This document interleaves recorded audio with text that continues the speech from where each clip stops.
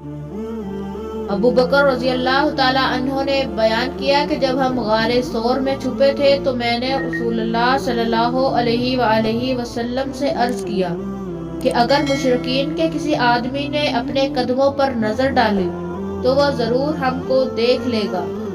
اس پر آپ صلی اللہ علیہ وآلہ وسلم نے فرمایا، اے ابو بکر، ان دو کا کوئی کیا بگاڑ سکتا ہے جن کے ساتھ تیسرا اللہ تعالیٰ ہے۔ سیدنا حذیفہ بن یمان رضی اللہ تعالیٰ عنہ بیان کرتے ہیں کہ رسول اللہ صلی اللہ علیہ وآلہ وسلم نے فرمایا، ہر نیکی صدقہ ہے، اور آخری چیز جو اہل جاہلیت نے نبوت کے کلام سے حاصل کی ہے وہ یہ ہے، جب تو شرم و حیا کو چھوڑ دے تو جو چاہے کر گزر۔ رسول اللہ صلی اللہ علیہ وآلہ وسلم نے فرمایا، مجھے کیا ہوا ہے کہ میں آگ سے بچانے کے لیے تم کو کمروں سے پکڑ رہا ہوں۔ خبردار، بے شک میرا رب مجھے بلانے والا ہے اور وہ مجھ سے یہ سوال کرنے والا ہے کہ کیا تم نے میرے بندوں تک میرا پیغام پہنچا دیا تھا؟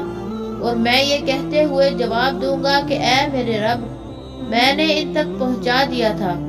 خبردار، موجودہ لوگ غیر موجود لوگوں تک یہ پیغام پہنچا دیں۔ ناظرین، اگر آپ کو حدیث نبوی صلی اللہ علیہ وآلہ وسلم سننا پسند ہے تو ہمارے چینل کو سبسکرائب کریں۔ شکریہ۔